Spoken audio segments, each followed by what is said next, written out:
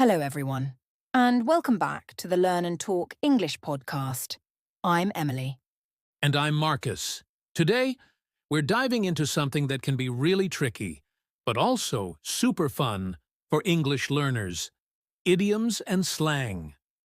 That's right, Marcus. If you're trying to follow native speakers or enjoy English TV shows, movies, or even YouTube, understanding idioms and slang is absolutely essential. So, let's start with the basics. What exactly are idioms? Well, think of them as kind of like secret codes. They're phrases where the meaning isn't obvious just by looking at the words. Like, if I say someone kicked the bucket, I don't mean they literally kicked a bucket. It means they died. Exactly. Idioms are fixed phrases, so you can't just swap the words around. A lot of them come from cultural references and history, which makes them so interesting. And why do you think they're so important to learn? Well, native speakers use idioms all the time. If you don't understand them, you might totally miss the meaning and end up feeling confused, like being all at sea. Haha, great idiom, Emily. And you'll hear them not just in conversation, but in TV shows, movies, and even songs. Knowing them helps you get the humor and emotion behind the words. All right, let's go through a few common idioms you might hear. One is break the ice. It means to start a conversation, especially when people feel shy or awkward. Another one I love is spill the beans. It means to reveal a secret. Oops. Then there's hit the nail on the head. You say it when someone's exactly right. Or once in a blue moon. That means something happens very rarely. If it's someone else's turn to take action, we say, the ball is in your court. And if you're sick, you might say you're under the weather. If someone's just joking with you, they could be pulling your leg. Doing something the lazy or cheap way, that's called cutting corners. Facing a tough situation bravely, that's when you bite the bullet. And if something is super easy, we say it's a piece of cake. Now, let's talk slang. Slang is a little different from idioms.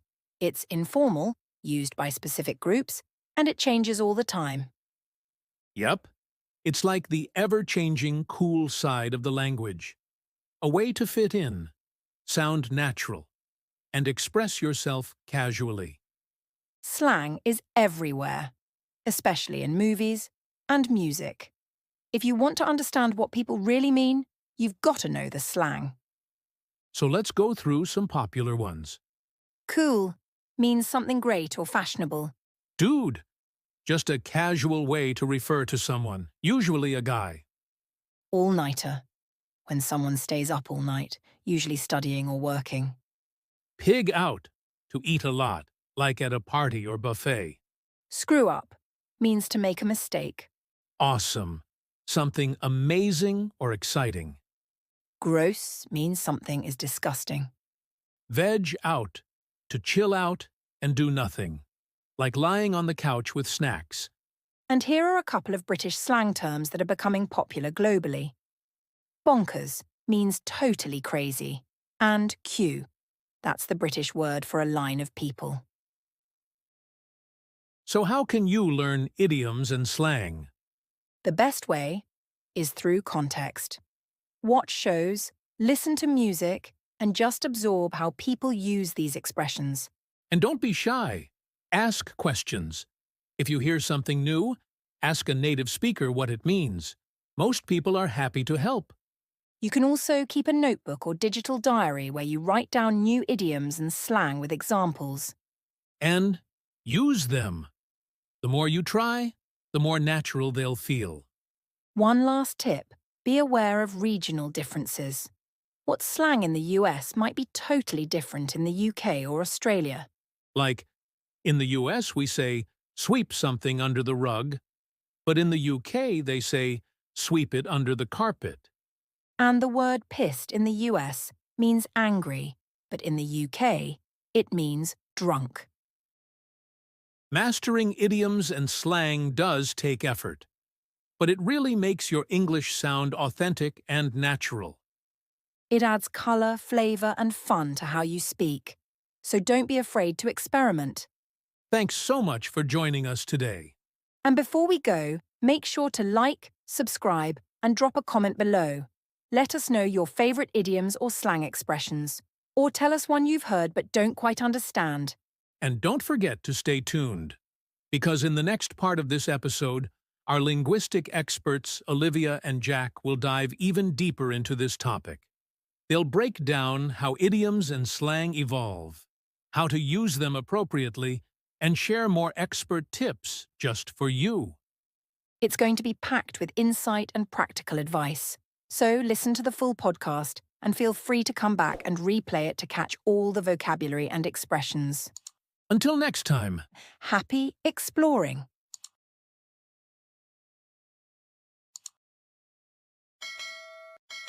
Welcome, everyone, to the Learn and Talk English podcast. Hello. It's great to be talking with you all today. Today, we're going to look at some really interesting parts of everyday English. That's right. We'll be exploring idioms and slang. Exactly.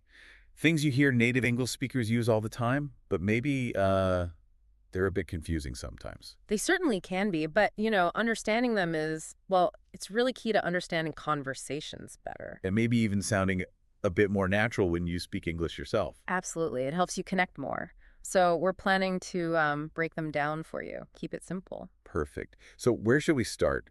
Maybe with idioms. What exactly is an idiom? Okay, idioms. Well, basically, an idiom is a phrase, a group of words. Uh-huh. But the important thing is the meaning of the phrase is different from the meaning of the individual words. Okay, different from the literal meaning. Can you give us an example that might help? Sure. A really common one is kick the bucket. Kick the bucket. Right. So literally, that sounds like someone hitting a bucket with their foot. Exactly. If you just look at the words kick and bucket, that's what you'd think. But that's not the idiom's meaning. Not at all. The idiom kick the bucket actually means, well, it means to dive. Oh, wow. Okay. Yeah. That's completely different from kicking an actual bucket. It is. And that's the nature of idioms. The meaning is peculiar or special. It's figurative, not literal. You have to learn the whole phrase together. So you can't just guess the meaning from the words. Usually not, no, especially with what we call pure idioms. It's like a kind of shortcut, maybe, a special way to say something. A shortcut. Yeah. Or like a shared secret, almost like Yeah. people who know English well understand these phrases. That's a nice way to put it. Yes, it creates a kind of connection. They understand these little private jokes or expressions. Now, what about the words themselves? Can you change them around? Like instead of kick the bucket, could you say kick a bucket? Does that still mean to die? Good question. Generally, no. The structure of an idiom is usually fixed. Fixed. Okay. If you say kick a bucket, you're probably talking about the literal action, kicking some random bucket. But kick the bucket, that specific phrase, is the idiom. Exactly. The exact words in that exact order are usually very important for the idiomatic meaning. That makes sense. Now, are all idioms the same, or are there different types? There are different categories, yes.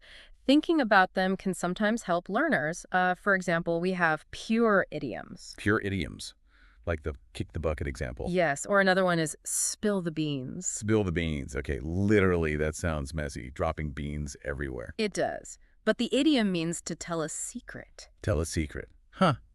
There's no real connection to actual beans. None at all. That's why it's pure. The meaning is totally separate from the literal words. Okay, got it. What's another type? Then there are binomial idioms. These usually involve two words linked by and or, like by and large. By and large, what does that mean? It means generally or mostly. By and large, the project was successful. I see. Two words together making one meaning. Any others? We also have partial idioms. Here, part of the phrase might still make some literal sense. Think of when in Rome. When in Rome. I've heard that, but it feels like half a sentence. It often is. The full saying is, do as the Romans do. It means you should follow the local customs when you're in a new place. Ah, okay, so when in Rome is literal, but the implied advice is the idiom. Precisely. And one more type is prepositional idioms. This is often a verb plus a preposition like look after or agree on. Agree on, like we need to agree on a plan. Exactly. Agree on means to share an opinion or reach a decision together. The preposition on changes the meaning slightly from just agree. So lots of different ways idioms can be formed. But the main point is always, look for that figurative meaning. That's the key takeaway. Don't just focus on the literal meaning of the individual words. Think about the whole phrase. And sometimes the meaning comes from history or culture. Yes, definitely. An example is bite the bullet. Bite the bullet. Sounds painful. Well, the meaning is to face something difficult with courage. And it's thought to come from history, when soldiers in surgery, without good painkillers, might literally bite a bullet to cope with the pain. Wow. Knowing the origin really helps understand the feeling behind it. It does. It adds depth. And again, remember to use the exact words, bite the bullet, not bite a bullet. The specifics matter. Okay, idioms are clearer now.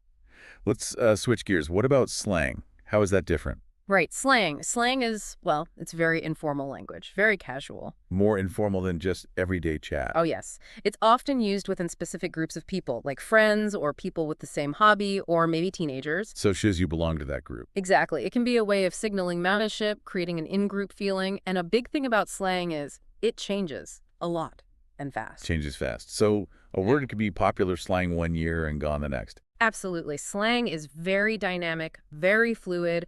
New words pop up, become cool, and then often disappear just as quickly. Where does it even come from? How do these new words get made? Several ways. Sometimes it's just shortening existing words like ticks for tickets. Ticks, yeah, that's simple enough. Or sometimes words are combined, blended together, like frenemy. Frenemy. Friend plus enemy. Exactly. Someone who is sort of both a friend and an enemy. It captures a specific relationship. That's quite clever. Another way is taking an existing word and giving it a completely new slang meaning, like ghosting. Ghosting, you mentioned that. Like a ghost just vanishes. Precisely. The word ghost exists, but the slang meaning to suddenly stop all communication with someone is new. It came about with, online dating and messaging. Ah, okay. So slang can be really creative and expressive. It can. It helps people feel connected and sometimes say things in a more vivid or concise way than standard English might allow. Does how you say slang matter?